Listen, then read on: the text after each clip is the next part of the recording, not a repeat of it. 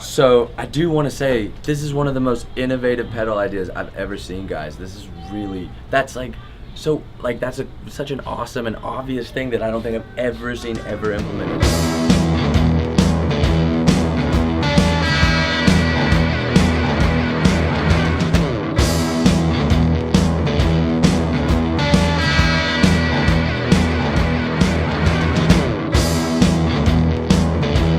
So who built this?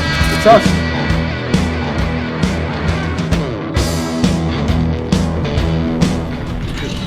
Great furniture.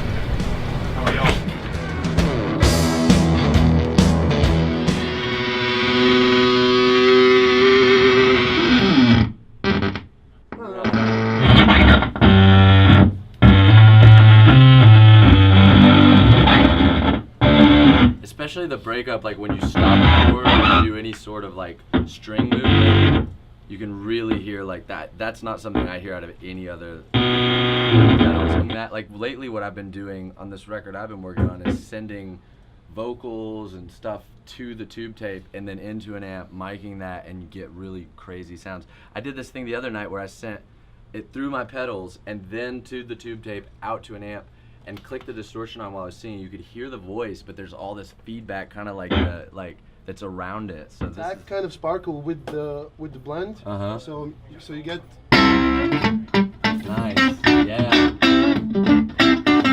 To me, it kind of sounds like the distortion that you get from the old equipment. Yeah. Like old in a good way. With a nice, but it's got clarity to it still. So you just hear the attack kind of punching. So It's so versatile too. So maybe like you could use this on like on a drum set or something. yeah.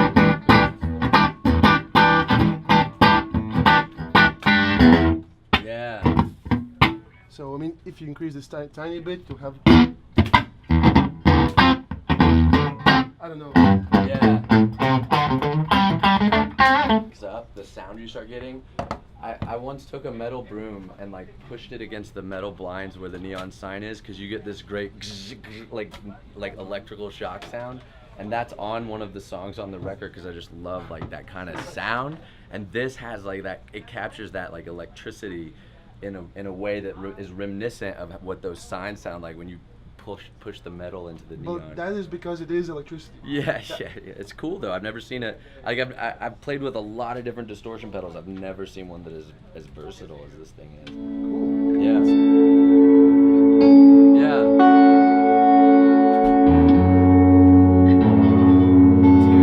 Dude. Yeah. That's incredible. So this is just me, like one guy with guitar. And then when you're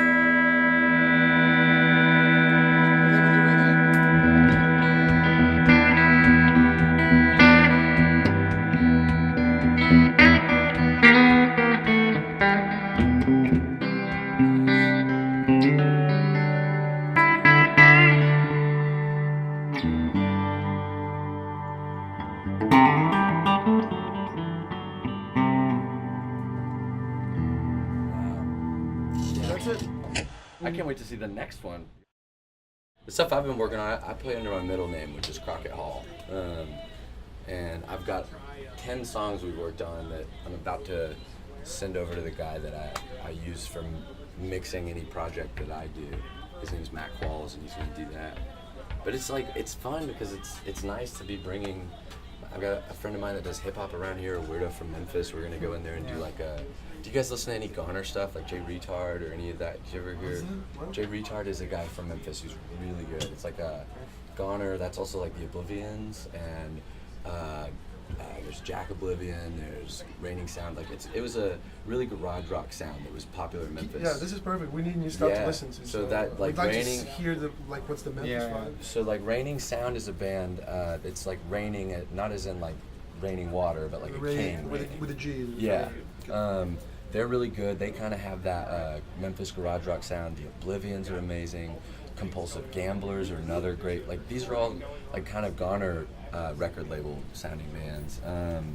Jay Retard, his name's spelled R-E-A-T-A-R-D if I remember right, and he passed I guess in like 2010 I think, and he has this awesome his album Blood Visions is where I would recommend starting. It's almost, I mean, I guess punk is the easiest way to define it, but there's so much melody in the way that he writes, you know, his verses and choruses, and there's also a lot of like melancholy, which is not a feeling I think you often hear. You said he passed in 2000. Yeah, is that a tragic like death? Yeah, or? there's a great documentary about him that, if I remember right, it's called Better Than Nothing, I think was the name of it.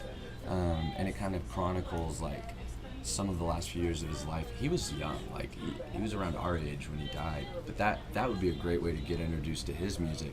He also has one of my favorite attitudes about making music. You're talking about how it's not about, you know, anything other than the feel and the excitement you get from like the creation.